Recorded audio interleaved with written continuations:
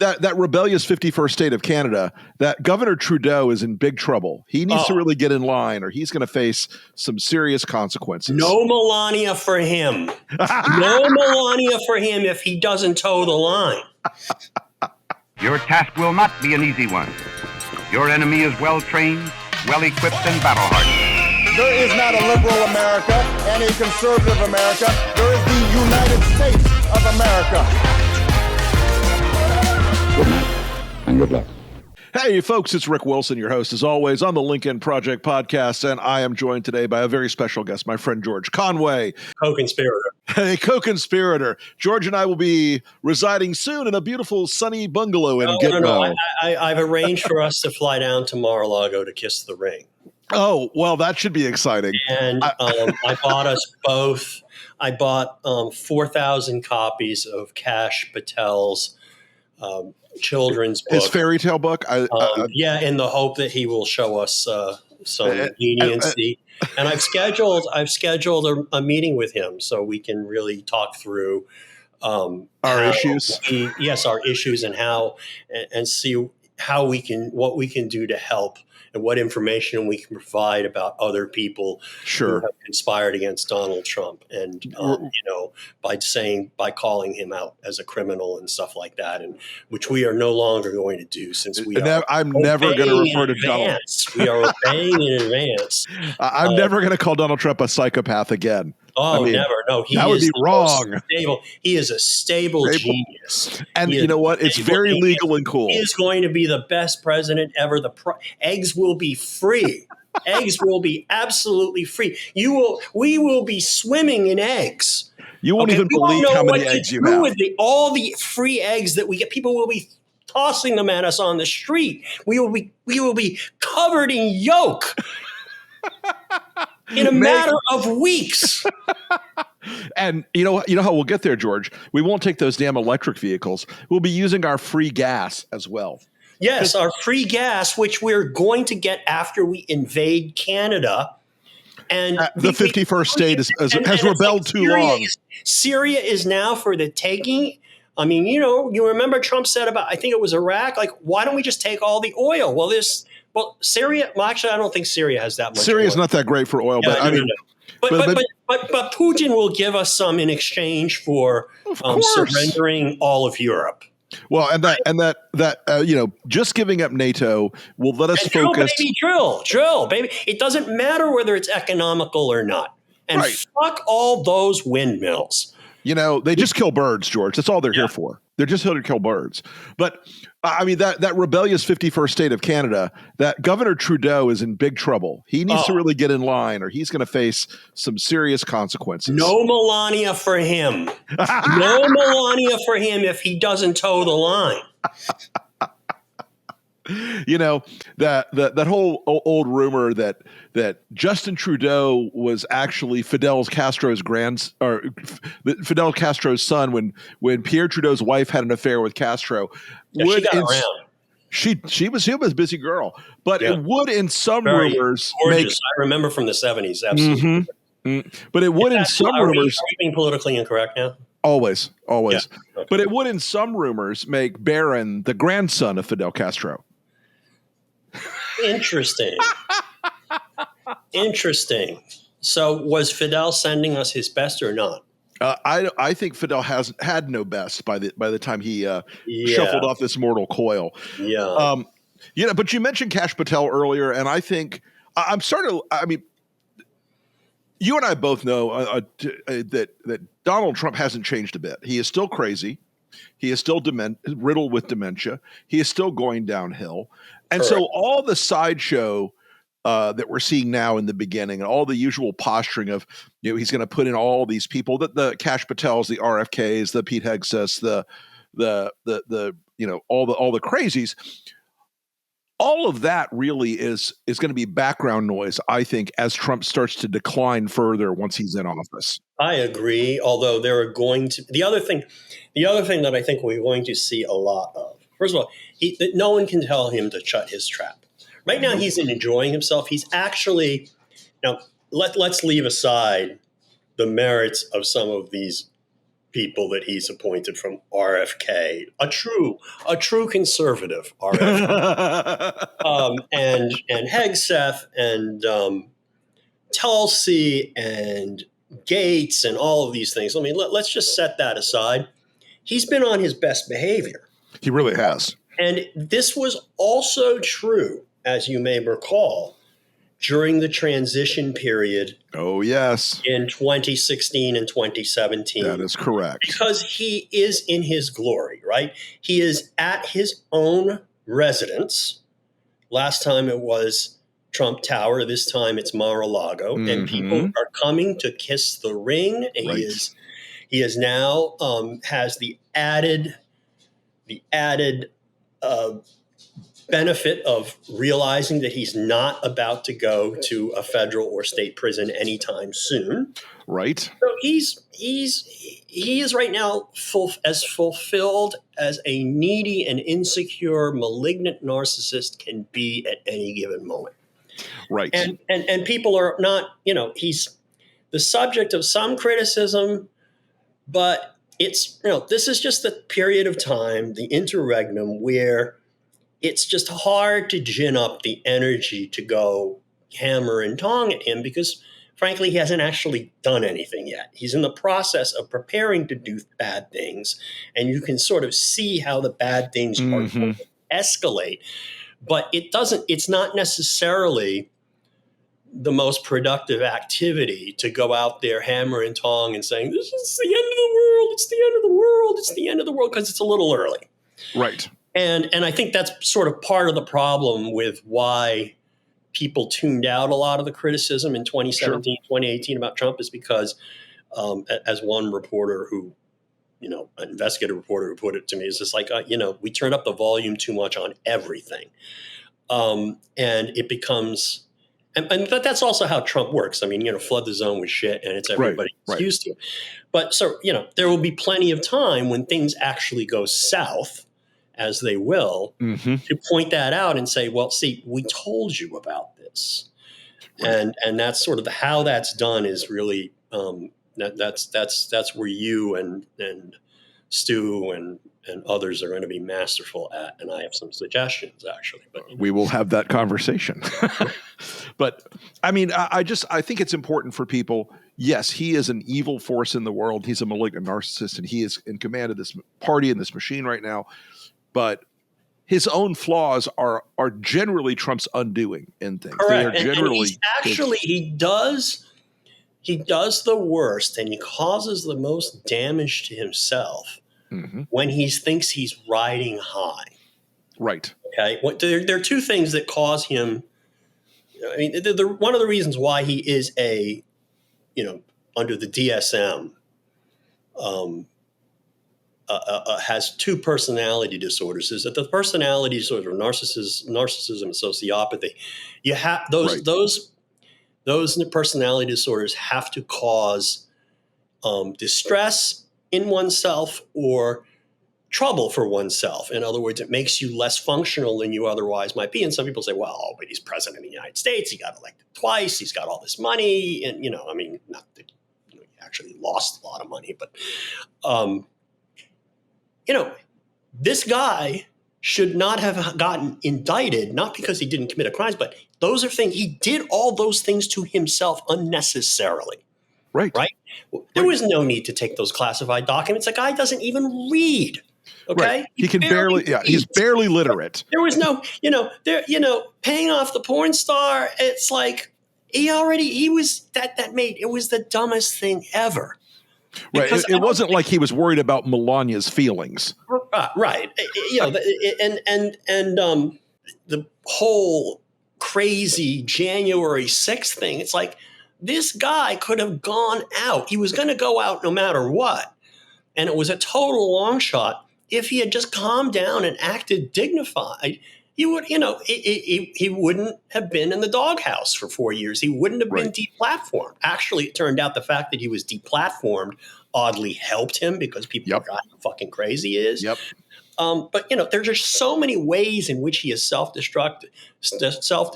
I mean, the whole Russia investigation, there was nothing that he personally had done in contacting the Russians during the 2016 campaign. Let's leave apart whether there's a tape or whether, his business dealings and whether or not there's a history there, whether or not there's compromise by the way. But, he made that investigation all about himself by trying to obstruct it.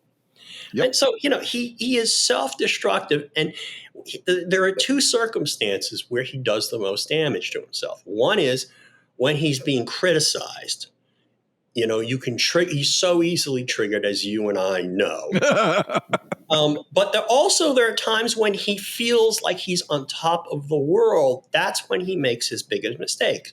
For example, in 2019, after he was 2019, after he was totally exonerated, by the Mueller report and acquitted at the impeachment trial in 2020, those were the times when he thought, in 2019, he gets acquitted. He wins. He basically, the Mueller report comes out as a win for him because Barr lies. Barr takes it. Yeah. And then that's when he has his call with Zelensky, gets himself into the next piece of trouble. And then in 2020, after the acquittal, he in January or February, he then goes. He thinks he's on top of the world, and he starts seeking vengeance.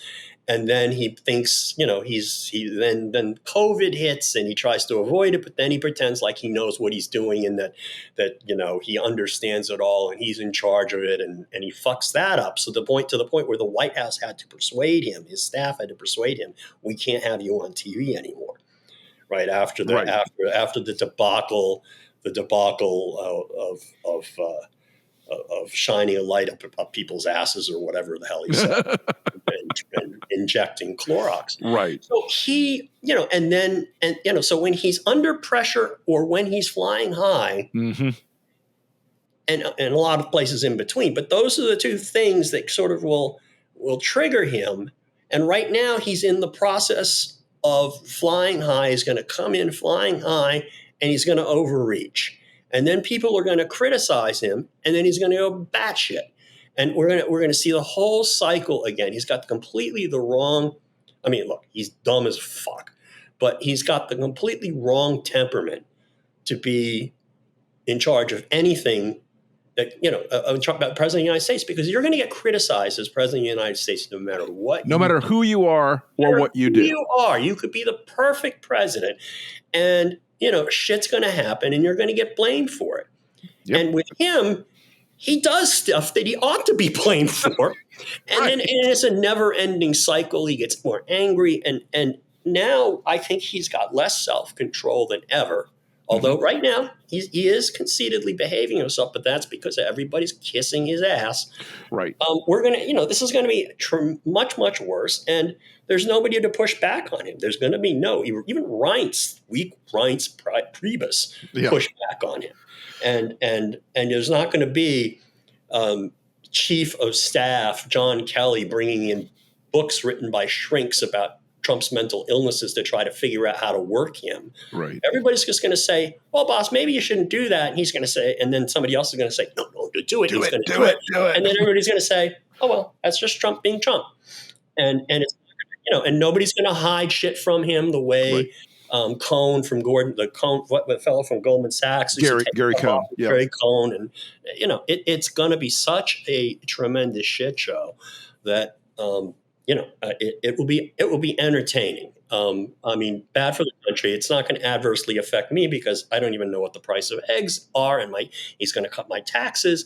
But all those people out there who voted for him who are concerned about the price of eggs. I mean, he even said the other day, is the first truthful thing he said alongside. He doesn't know anything about groceries. Right. And the admission. That admission fascinates me because as we do all the post hoc data analysis, man, inflation really hurt Harris a lot more than it was initially modeled. That really was a driver. And now him saying, to me, that's just a shocking thing because I'm old. I don't know that you're as old as I am, but I'm old enough to remember the 1970s. Me too. You know, I remember when gasoline was 38.5 cents a gallon. Yep. And then a year later, it was 65 cents a gallon. And then it was 3 digits. And then you had to wait in gas lines where you wait in gas lines and you could only get gas depending on what the last digit of your license plate said.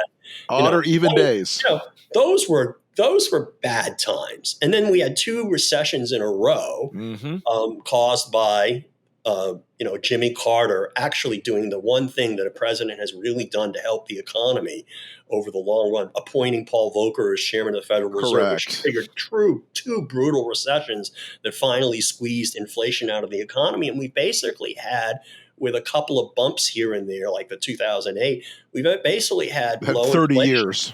we have 30 years of basically continual growth with low inflation. And it's really, why? And I know people who say, well, you don't understand the people you are, you're too wealthy. You're elites. You're an elite. You don't understand. People are struggling and suffering out there. And I don't deny that they may feel they are, but I live in this country. I've driven through, the South Bronx is like, you drive through New York, for example. Mm-hmm. And I remember New York in the 70s. Sure. It was scary. Legit scary. Now it's like, I don't think it's scary to walk down Bed-Stuy except maybe at 2 a.m. Yep. And it's just weird. And I think it's just, well, anyway, I'm rambling. No, but listen, I think we underscored that. And I think the fact that's just one of a million things that Trump will not be able to deliver on that his people really, really wanted him to do. And I wanted to ask you, what do you think the worst broken promise for the Trump base, for his fans, is going to be at the end of this? I think he's not going to be able to address the immigration issue as well as he thinks. First of all, I don't think the federal government, I don't think they can ramp up enforcement in an sufficiently efficient and a manner that they can actually, they can put on some shows, but they will be chaotic, and we're going to end up with, kids in cages again, and it's not going to work out very well because people then see that and they're repulsed by it, even and then, they're still going to, people. The only thing he may be able to accomplish is he may turn the country into such a shit show that people will be leaving instead of coming again.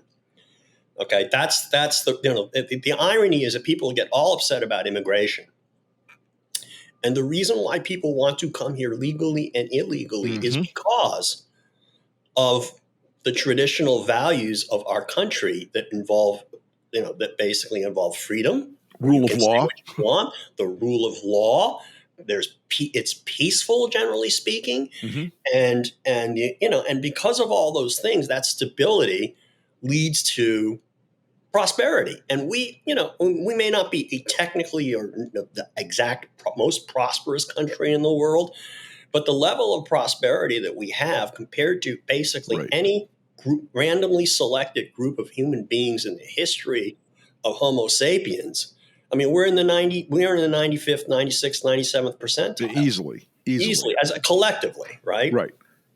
So, we live in very, very strange times where people just, I think it's just that people, there's the Tom Nichols theory that people are bored. There's the income inequality theory where people look and see other people doing better than they, and they don't understand why. There's a fact that people don't save enough and they spend everything they have, and then they feel pressured financially.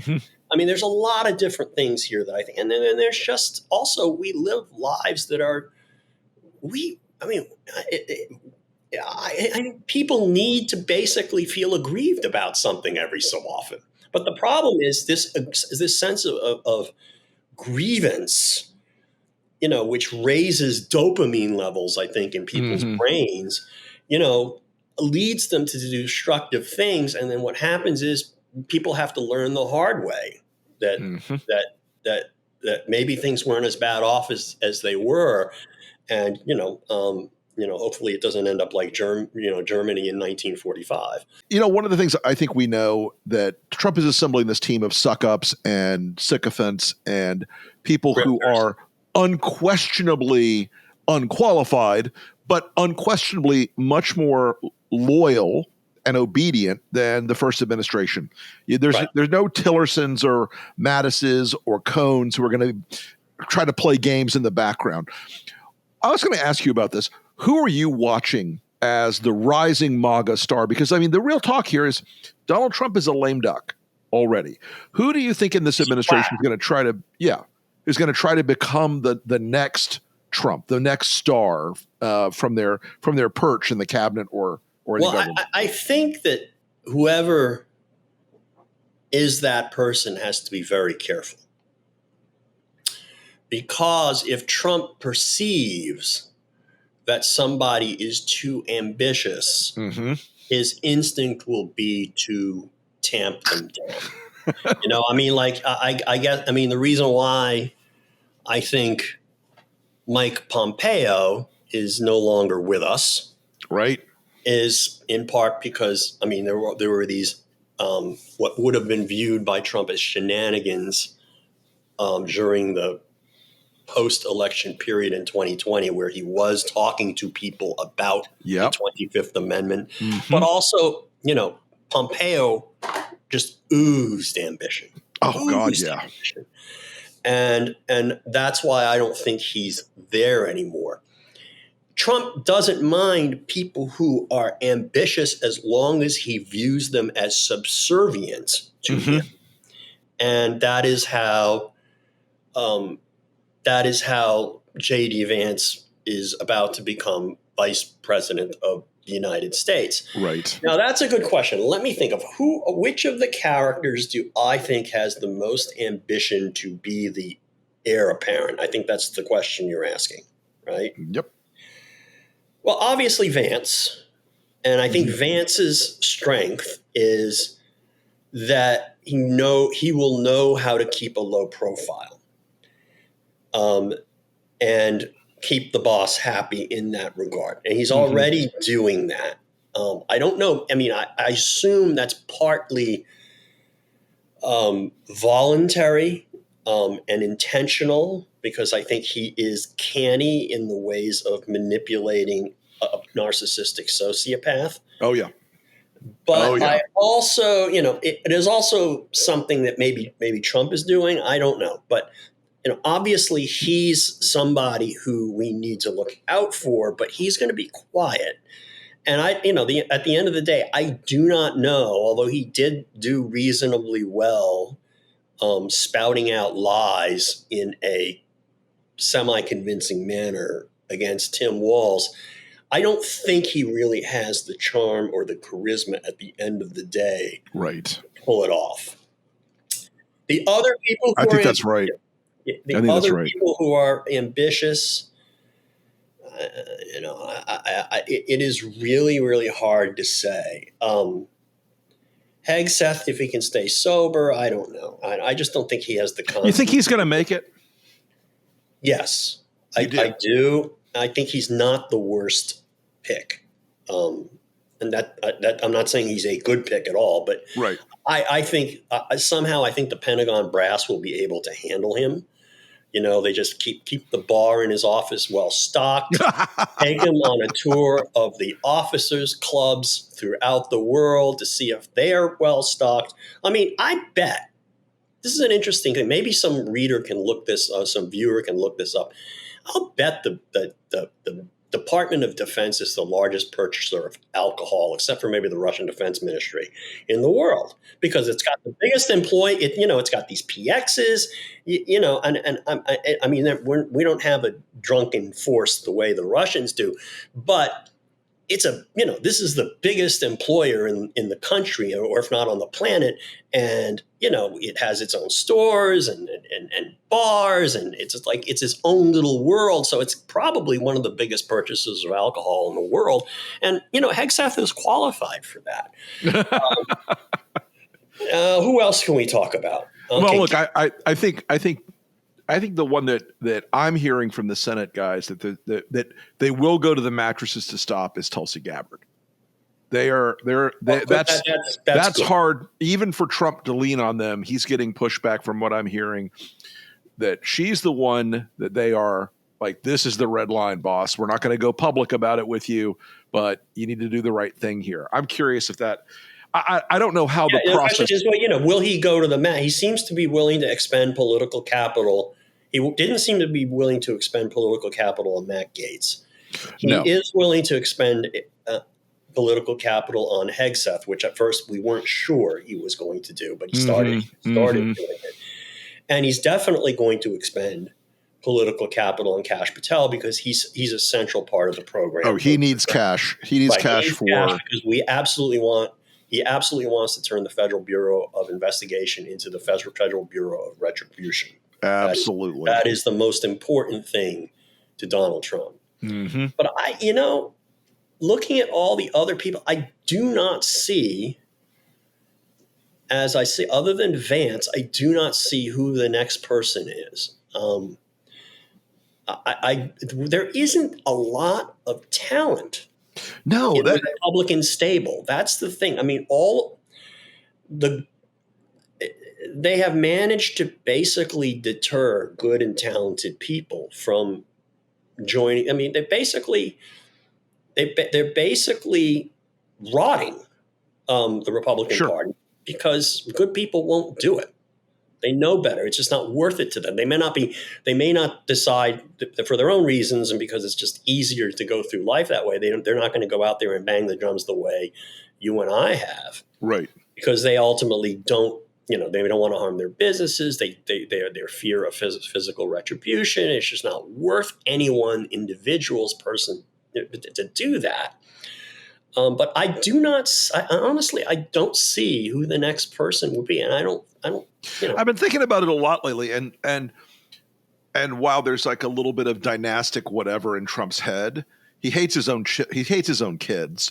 Yeah. So Don Jr. is too effed up to do it, I think. Correct. Eric's too slow, and Ivanka hasn't Ivanka has checked out, I think. Yeah, she hasn't come back into daddy's orbit completely. Although I do hear Jared Kushner's floating around again. Yeah, because he needs another cash infusion from his friends in Saudi Arabia. But I think that's absolutely right about Jared. Is he cannot divorce himself from this administration because this is part of it's his business model. Well, it's his business. It's what he, that's how he got $2 billion from MBS. Yeah. And I think he's going to get a surprising number of the folks in the Senate who all think they're the future. The Josh Hawleys, the Tom Cottons, all those people. I suspect they're going to end up being basically like Rick Perry. They'll have a specific little group that thinks that they're the next thing since next best thing since sliced bread, and fall short when it comes down to trying to capture the MAGA base in 2028. Yeah, and it's going to be a very difficult play, because one of the possible courses of events is that the anti-incumbentism that we have been seeing over the past several years will continue in 2022, and then 2026, and then 2028, and that's going to be rough on them because because everybody's going to be in lockstep, and they control basically the entire government, and it's going to be very difficult. Though they will absolutely try to blame other people for it. Okay, they will look for no question. One of the things that narcissists do generally, malignant narcissists especially, authoritarians do, and autocrats do, is they look for a scapegoat, someone to blame for their own fault, faultiness. And I think that's got to be the focus of what people who are on the outside, and I can't imagine. I mean, that's what the Lincoln Project, I would bet my bottom dollar, will be doing, is saying, see, this is his fault. He did this. He's got no excuse. And juxtaposing that to the other thing that we're going to see, and we haven't touched upon this, and I keep beating. This is the drum I'm beating now: is watch for the corruption. It's going to be outstanding. It's going to be outstanding because basically That's why these people are in the game. Most of them, virtually none of them, have principles. No. Other than maybe a nihilistic urge to destroy anything and everything.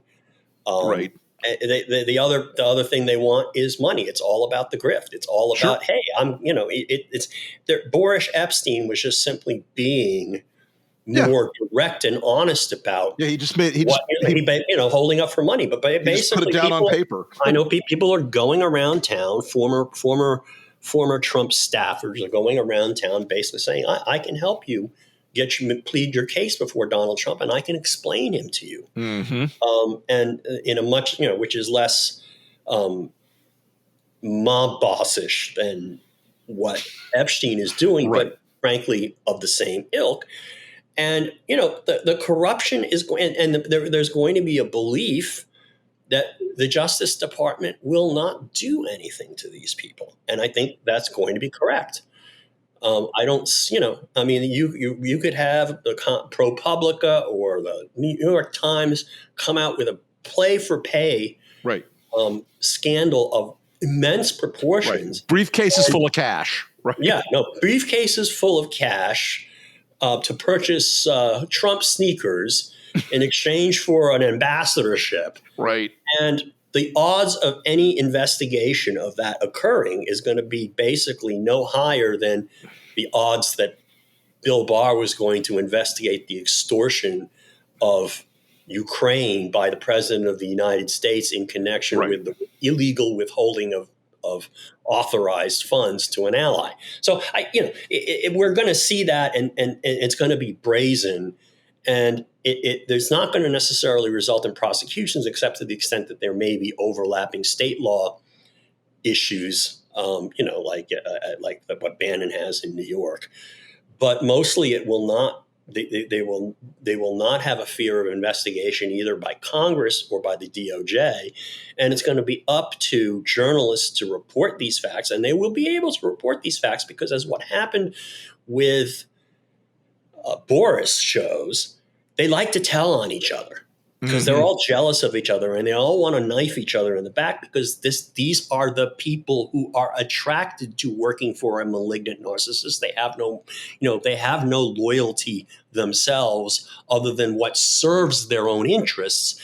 We're going to know a lot about all the craziness that's going on, and it's going to be up to the press to report it. But people using the channels of communication that are linear television is dead, we know. But people, like the Lincoln Project putting out TikToks explaining kind of like what Navalny did with the big Sochi. Sochi, what was it in Sochi? How do you pronounce Sochi, the Olympics. Sochi. Yeah, the big palace that that Putin built. That Putin had built, and contrast that. I think Elon is going to be great fodder for all of this. I was just about to bring that up with the fact that let's go into the Safeway. Oh, look at the price of eggs. Yeah, Elon got a tax cut. I think is I'm going to still bang the drums about democracy and authoritarianism and psychopaths. But I think at the end of the day, it's going to be more effective, given what happened, especially as demonstrated by what happened in 2024, to basically say, you guys were conned. Now you can't put it that way because people don't like to admit that they were conned. But I think the way you phrase it is he didn't deliver for you. He didn't deliver for you, but he delivered for these people instead. Elon got a tax cut. Elon got more government contracts. We ran an ad the other day saying that they're going to give George Soros a tax cut. Yeah. And I had a MAGA guy freak out on me in my DMs. He's like, that's not true. He's not giving Soros a tax cut. I'm like, oh, yes, he is. Yes, he's going to get a tax cut. He's going to get a tax cut. Hollywood liberals. Look, let's be real. I spent 30 years at a New York City law firm. I made a bunch of money. That's why I've been able to do what I've been doing for the last 5 years, which is basically spending. I've been running a deficit the last few years, including giving $1 million to the Biden campaign and the Harris campaign, and setting up my own PAC with $350,000.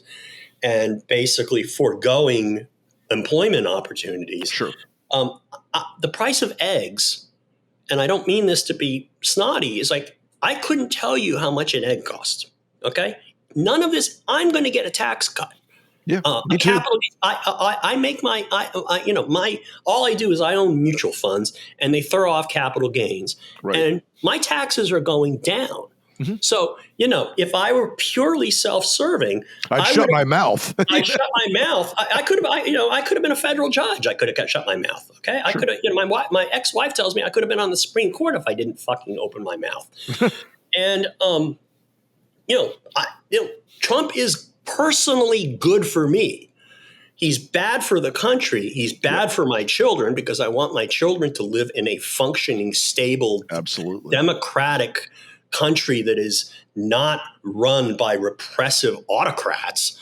But, the people who are going to suffer are the people who were conned into voting for this piece of shit. No question. And I don't know whether we will ever be able to convince a majority of them that they have been conned, because people absolutely do not like to be told that that they were conned, and they will go, and that's part of what draws people to Trump. And that's part of the reason why they ensconce themselves in, a media bubble of lies Fox and OAN and all propaganda. That. Exactly. And so, but that's going to be the way to win over, I think, the middle of the country. And then,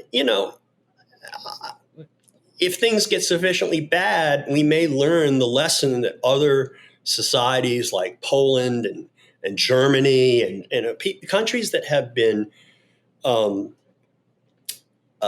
really ruined by autocratic regimes or suffered by autocratic regimes. I was thinking of one other example recently. Oh, South Korea, right? South Korea, they get it because they got it. They suffered military rule, and that's the reason why. I mean, that was just so impressive. This guy declares martial law at 10 o'clock, and people are protesting in the streets at 10:05 at midnight. Yeah. The dumbass shouldn't have told everybody that's what he was doing. He should have taken the internet down and done. He didn't do it right. Let's not give him any hints. We're not going to. Well, I think he's done now. Oh, he's done. He's done. But I mean, I was reading the other day. I started reading a book about Mobutu Sese Seko in Zaire, and it reminded me so much more of Trump than the German guy or even Putin, because it was all so low grade. It was all so like, no, I want that guy's Mercedes. I want that guy's villa. I want, and as Mobutu got like older and more deranged and more crazy, it really struck me like how much it became just a low grade racket. I mean, here's the thing. Well, Trump thinks. Let me just say, you're absolutely right. I mean, I recommend to viewers a book that came out in 2020 by Ruth Ben-Ghiat called Strong Men. Oh, yes. Terrific. And it's the point I'm making is the same point you're just making. I made it the other day on television. It's like, we're not really going to see, at least in the first instance, jackbooted thugs in the streets. Okay, a la the fall of the Weimar Republic. We're going to see some abuses of police power. There's no question about that. But what we're going to see is the corruption and the absolute just grabbiness, the low grade, as you say, grabbiness. And Burles, one of the people that Ruth profiles in her book, or one of the strongmen, is Berlusconi. Berlusconi was a good example of that. And then Gaddafi. I mean, Gaddafi spent his time, appropriating women. To hang out in his tent with him and perform various acts. This is what they do. It's all about self-gratification. And then, they attract others around them who are similarly corrupt, motivated. Yeah. And as long as you don't interfere with the boss's grift too much, you're gonna survive. I mean, for example, I haven't seen the announcement that Boris Epstein has been terminated as an advisor to the president. The president-elect, for example. right? After what he did. Right. And folks, then, if you haven't followed it, Boris was literally trying to sell appointments. Yeah, basically, it's like, you give me 100,000. You want to go see Trump and want me to push you for X position that you want. I mean, I think he was holding up Rick Grinnell. No, who was he holding up? The guy who ultimately got Treasury. No. Yeah. The guy who got Treasury, the Wall Street guy got Treasury. He was trying to hold him up for $100,000, and then threatened him. Yep. It was like, it was literally, it was extortion. Okay, that fits. I'm pretty sure you could have made an extortion case out of that. If you had a Justice Department that was going to do that kind of thing. Right. Well, hopefully Merrick Garland right now is busy writing his. You're anyway. Right. Well, George Conway, I want to thank you, as always, my friend, for coming on the podcast. You are, as always. Yes, let us absolutely do this more. I appreciate you, and we will talk again very soon. And if I don't talk to you before then, have a very, very Merry Christmas. Same to you.